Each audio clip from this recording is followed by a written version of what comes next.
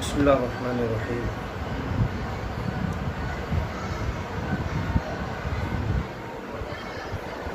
يسألونك عن الأهلة قل هي مواقيت للناس والحج وليس البر بأن تأتوا البيوت من ظهورها ولكن البر من اتقى وأتوا البيوت من أبوابها واتقوا الله لعلكم تفلحون۔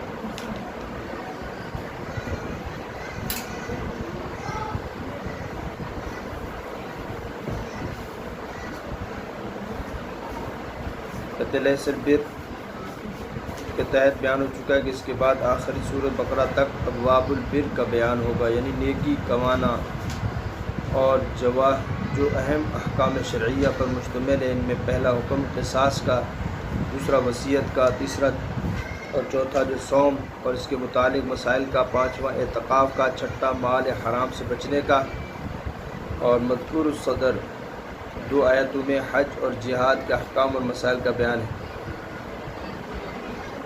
اور حج کے حکم سے پہلے یہ بتلا گیا ہے کہ روزہ اور حج وغیرہ میں قمری مہینوں اور دنوں کا اعتبار ہوگا۔ اہلہ کے معنی ہے حلال کی جمع، اہلہ حلال کی جمع ہے۔ قمری مہینہ کی ابتدائی چند قراتوں کے چاند کو حلال کہا جاتا ہے۔ مواقیت سے مراد میقات ہے، میقات کی جمع مواقیت، جس کے معنی مطلق وقت یا منتہی وقت کے آتے ہیں۔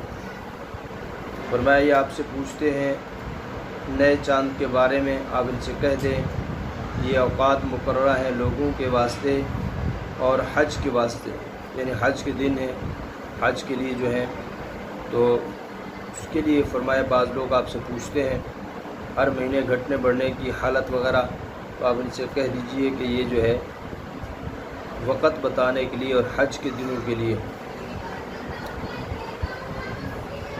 وَلَيْسَ الْبِرُّ بِأَن تَأْتُوا الْبُيُوتَ مِن ظُهُورِهَا، کہتے ہیں یہ نیکی نہیں ہے کہ تم گھروں میں آؤ پشت کی طرف سے، یعنی ان کے پیچھے کی طرف سے آؤ، یہ کوئی نیکی نہیں ہے۔ نیکی تو یہ ہے کہ ڈرے اللہ سے، نیکی یہ ہے کہ اللہ سے ڈر جائے، اللہ سے ڈرنا یہ نیکی ہے۔ اور میں بعض لوگ قبل اسلام کے اگر حج کے احرام باندھنے کے بعد کسی ضرورت سے گھر جانا چاہتے تو دروازہ سے نہ جانا ممنوع جانتے تھے، اس لیے پشت کی دیوار میں نقب لگا کر اس میں سے اندر جاتے تھے اور اس عمل کو فضیلت سمجھتے تھے۔ حق تعالیٰ اس کے متعلق حج کے ذکر کرنے کے بعد کہا کہ یہ کوئی نیکی نہیں ہے، گھر میں داخل ہونا ہی آپ نے نہیں داخل ہونا تھا، اب چاہے وہ دیوار پھلانگ کے داخل ہو، دیوار کو نقب لگا کے داخل ہو یا دروازے سے داخل ہو، برابر ہے۔ عبادت یہ نہیں ہے کہ دروازہ چھوڑ کے پیچھے سے داخل ہو تو نیکی بن جائے گی۔ اور میں واتقوا اللہ، اللہ سے ولیکن البر من اتقى، نیکی تو یہ ہے کہ وہ اللہ سے ڈر جائے۔ وَأْتُوا الْبُيُوتَ مِنْ أَبْوَابِهَا، دروازوں میں آؤ تو دروازے کی طرف سے آؤ، گھروں میں آؤ تو دروازے کی طرف سے آؤ، پیچھے سے آنے کی ضرورت نہیں ہے، بس اللہ سے ڈرتے رہو۔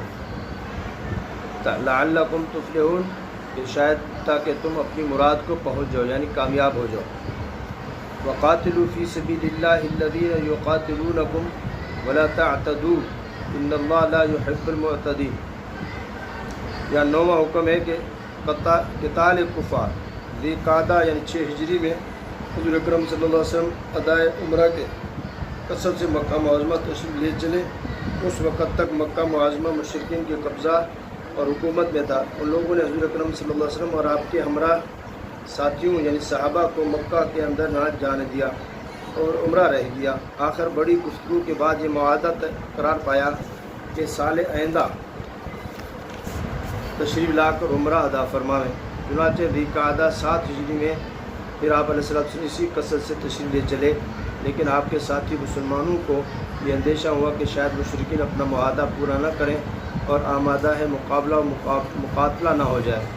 ایسی حالت میں نہ سکوت مصلحت ہے اور اگر مقابلہ کیا جاوے تو ذی قعدہ میں قتال لازم آتا ہے۔ یہ مہینہ من جملہ ان 4 مہینوں میں ہے جن میں اللہ نے اشہر حرم فرمایا، یعنی اس کے اندر جو ہے قتال وغیرہ حرام تھا، ممنوع تھا۔ یہ 4 مہینے ذی قعدہ، ذی الحجہ، محرم اور رجب، یہ 4 مہینے تھے۔ اگر مسلمان اس تردد سے پریشان تھے، حق تعالیٰ نے یہ آیتیں نازل فرمائی کہ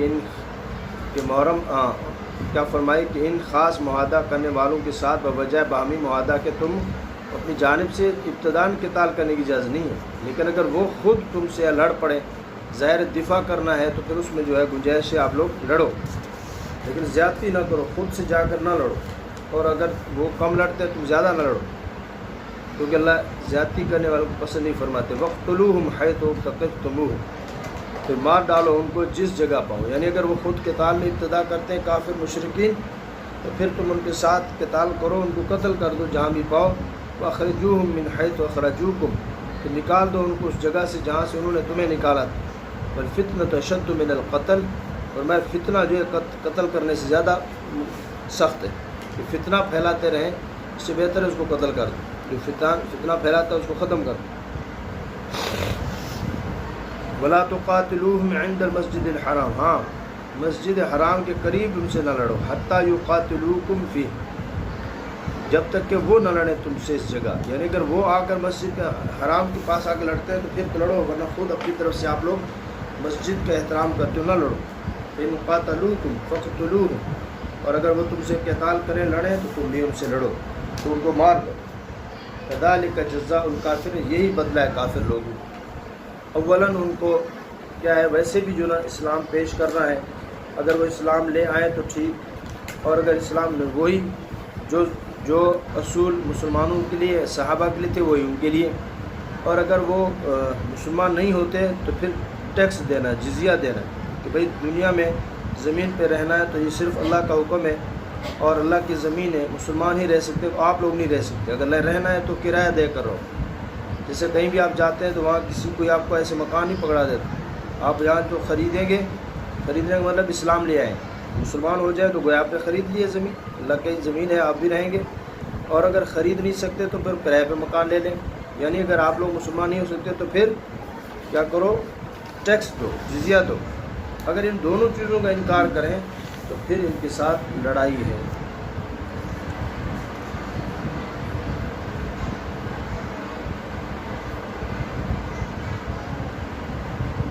اور فرمایا کہ یہ جو ہے اوقات ہیں مہینوں کے، اور چاند وغیرہ جو ہے یہ حج کے مہینوں کو فرمایا شریعت اسلام نے چاند کے حساب کو اس لیے اختیار فرمایا کہ اس کو ہر آنکھ والا افق پر دیکھ کر معلوم کر سکتا ہے، عالم، جاہل، دیہاتی، جزیروں، پہاڑوں کے رہنے والے، جنگلی، سب کو اس کا علم آسان ہے، چاند وغیرہ کے ذریعے سے مہینے معلوم کر سکتا ہے وغیرہ، اور جو ہے یہ ہر آدمی دیکھ سکتا ہے۔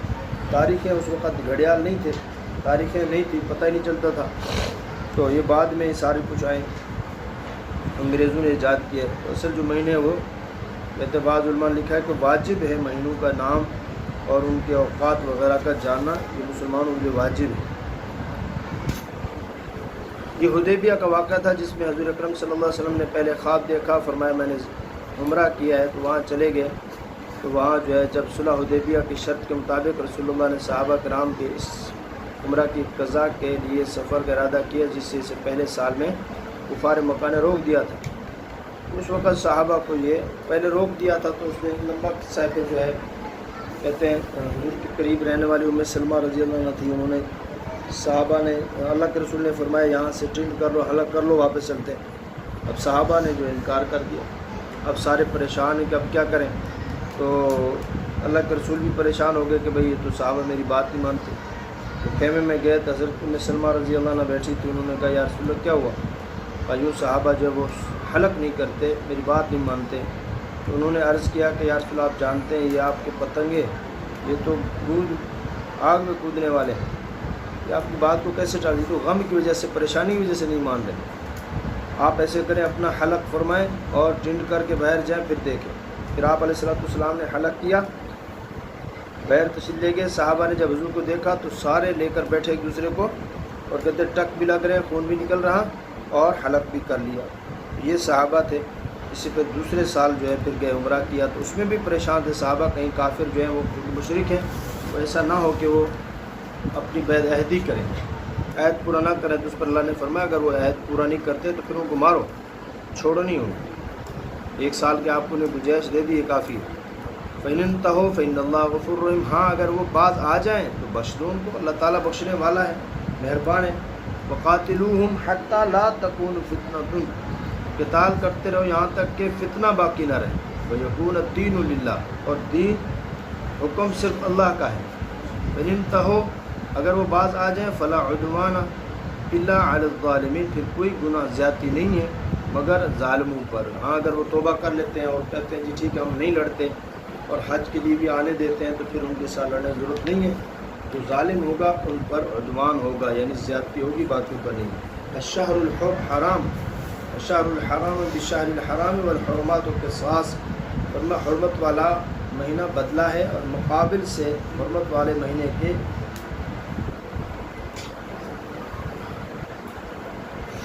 اور ادب رکھنی ہے بدلہ میں.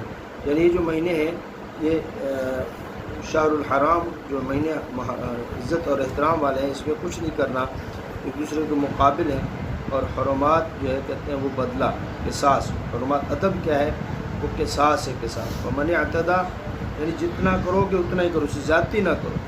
اس مہینے میں الشہر الحرام، اس سے زیادتی نہ کرو، حد سے تجاوز نہ کرو.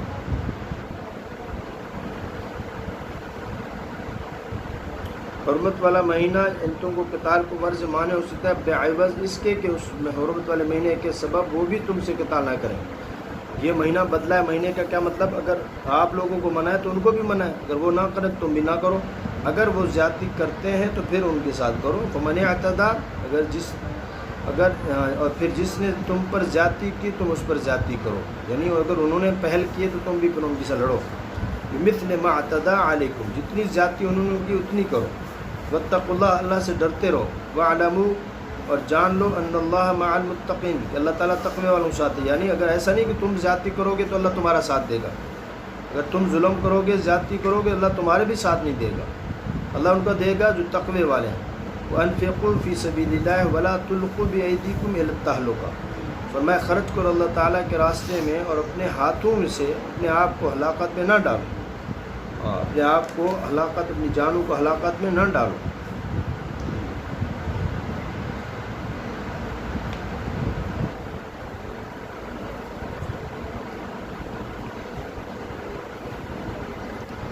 اور تم لوگ خرچ کیا کرو اللہ کی راہ میں اور اپنے آپ کو اپنے ہاتھوں سے تباہی میں مت ڈالو کہ ایسے مواقع جان مال خرچ کرنے سے جرمی اور بخل کرنے لگو. یعنی ہلاکت سے کیا مراد ہے کہ مال میں بخل کرنے لگو، ہاتھوں کو روک لو. یہ گویا کہ اپنے آپ کو ہلاک کرنا ہے اللہ کے راستے میں خرچ کرنے سے.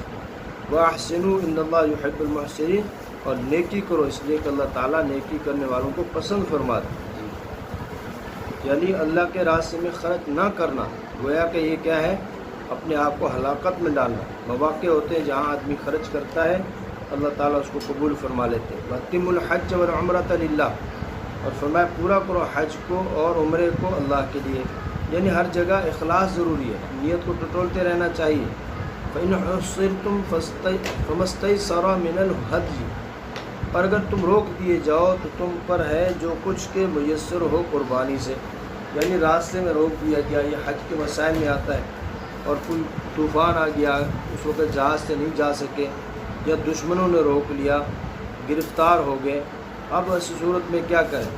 جی پھر اگر کسی دشمن کی جانب سے یا کسی مرض کے سبب تم حج عمرہ وغیرہ پر نہ جا سکو تو اس حالت میں حکم یہ کہ قربانی کا جانور جو کچھ میسر ہو ذبح کرے اور حج عمرہ کی جو وضع اختیار کر رکھی تھی موقوف کرے. یعنی اس کو احرام کھولنا کہتے ہیں. اس کا طریقہ شروع میں سر منڈانا ہے اور بال کٹا دینے کا بھی حکم ہے، یعنی پورا ٹن کر دیں یا کچھ بال کٹا لیں تو یہ، اور پھر جو ہے آپ وہ کر لو، یعنی قربانی کر لو تو احرام سے نکل جاؤ گے. اگر یہ نہیں کرو گے پھر احرام سے نہیں نکلو گے. جی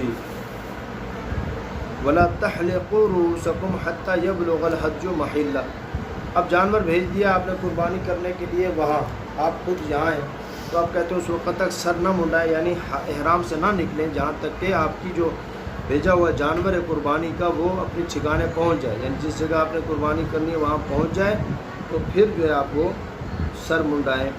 من کان منکم مریضا او بہ اذی من راسہ ففدیۃ من صیام او صدقۃ او نسک، اور اگر کہتے جس کو کوئی بیمار ہو یا اس کو تکلیف ہو، سر کی تکلیف ہو تو بدلہ دے، روزے یا صدقہ کرے، یا پھر جب تمہاری خاطر جمع ہو تو دوبارہ جا کر کیا کریں؟ حج کریں۔ پھر جب تمہاری یعنی اس وقت اگر مجبوری نہیں کر سکتے تو پھر جب استطاعت پیدا ہو تو پھر جاؤ، یعنی دشمن سے امن ہو گیا یا بیماری ختم ہوگی تو پھر جا کر دوبارہ کرنا۔ ومن تمتع بالعمرۃ الی الحج فما استیسر من الہدی، اور جس نے فائدہ اٹھایا عمرہ ملا کر حج کے ساتھ، اس پر ہے کہ جو کچھ میسر قربانی سے وہ کر لے۔ ومن لم یجد فصیام ثلاثۃ، جی مطلب اگر حج وہ کچھ قربانی نہ ملے تو روزے رکھے 3 حج کے دنوں میں اور 7 جب واپس آ جائے۔ یہ 10 روزے ہیں، تلک عشرۃ کاملہ، یہ اس آدمی کے لیے ہے کہ جس کا اہل مسجد حرام میں یعنی گھر والے وہاں نہ ہو، رہائش وہاں نہ ہو بلکہ باہر سے ہے۔ اور واتقوا اللہ، ڈرو، واعلموا ان اللہ شدید العقاب، اور جان لو کہ اللہ تعالیٰ سخت عذاب دینے والا ہے۔ 3 قسم کا حج ہے، حج افراد، حج تمتع اور حج قران۔